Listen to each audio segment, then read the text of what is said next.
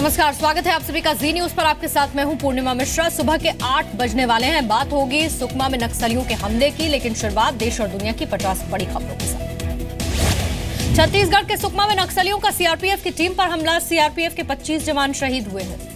300 नक्सलियों ने घात लगाकर हमला किया। रोड ओपनिंग पार्टी का हिस्सा थे ये सभी जवानों पर हमला करने वाले नक्सलियों में 70% महिलाएं। सीआरपीएफ की जवाबी कार्रवाई में 10 से 12 नक्सलियों के मारे जाने की खबर है।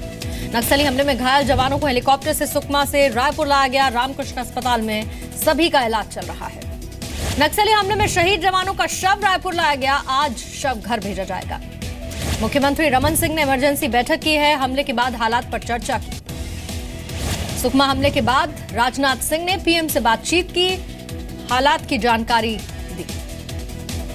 सीआरपीएफ की कोबरा टीम सुकमा में मौजूद। हमले के बाद सर्च ऑपरेशन जारी। सीआरपीएफ की 74वीं बटालियन के सभी जवान थे। दोपहर 12:30 पर यह हमला। सूत्रों का दावा है इस हमले को नक्सलियों के मिलिट्री बटालियन के कंपनी नंबर 1 ने अंजाम दिया। सुकमा नक्सली हमले की पीएम मोदी ने निंदा की। कहा, नक्सलियों ने कायराना हरकत की है। राष्ट्रपति प्रणब मुखर्जी ने जवानों की शहादत पर दुख जताया है। सीआरपीएफ की रोड ओपनिंग पार्टी पर हमले के बाद 50 हथियार भी नक्सली लूट कर लेकर गए। कांग्रेस उपाध्यक्ष राहुल गांधी ने भी सीआरपीएफ जवानों की शहादत को सलाम किया है। नक्सली हमले पर केंद्रीय मंत्री वेंकैया नायडू ने कहा, लोकतंत्र में हिंसा की कोई जगह नहीं है। सुकमा से लापता 6 जवान वापस लौटे हैं। नक्सली हमले के बाद से ये लापता थे।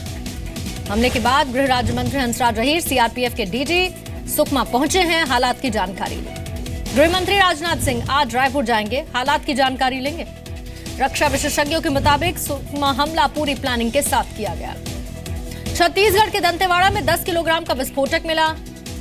माओवादियों ने इस विस्फोटक को रखा था। जांच कर रही है पुलिस।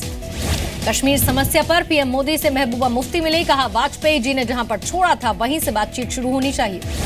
पीएम से पहले गृह मंत्री राजनाथ सिंह से मिली महबूबा मुफ्ती। कहा, पत्थरबाजी और गोलीबारी रोकना जरूरी है। जल्द ही हालात सुधरेंगे। कश्मीर के हालात पर गृह मंत्रालय में हाई लेवल मीटिंग हुई। एनएसए अजीत डोभाल और आईबी के डायरेक्टर भी इसमें शामिल हुए। कांग्रेस नेता गुलाम नबी आजाद का हमला।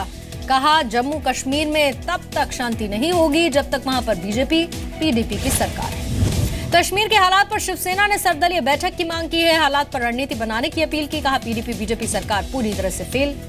कश्मीरी एक्टिविस्ट सुशील पंडित का सीएम महबूबा मुफ्ती पर हालात बिगाड़ने का आरोप। कहा, राज्य सरकार ने कुछ भी नहीं किया।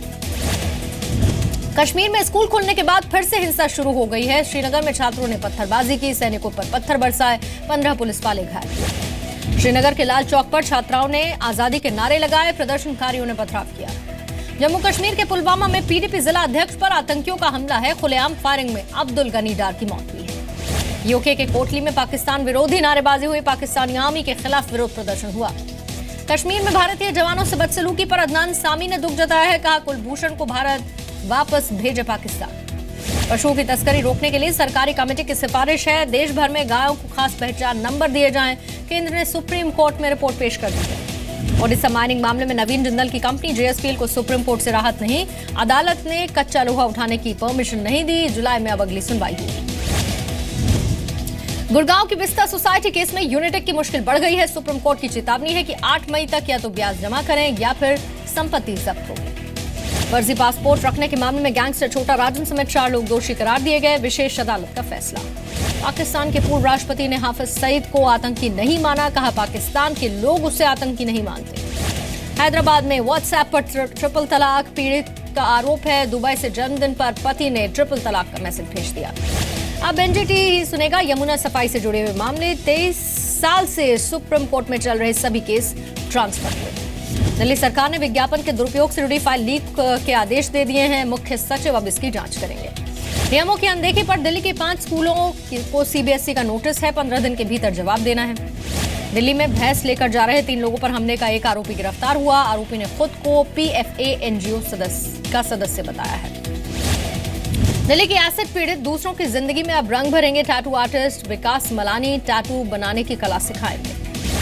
गायक अदनान सामी ने सोनू निगम का बचाव किया। कहा, अजान पर नहीं लाउडस्पीकर पर सवाल उठाए थे। बीएमसी ने दिए 31 मई से पहले मुंबई की सड़कों के काम पूरा करने का आदेश। अधूरा रहा काम तो कार्रवाई होगी। यूपी सरकार अगले 4 साल में करीब 1.5 लाख पुलिस वालों की भर्ती करने वाली है।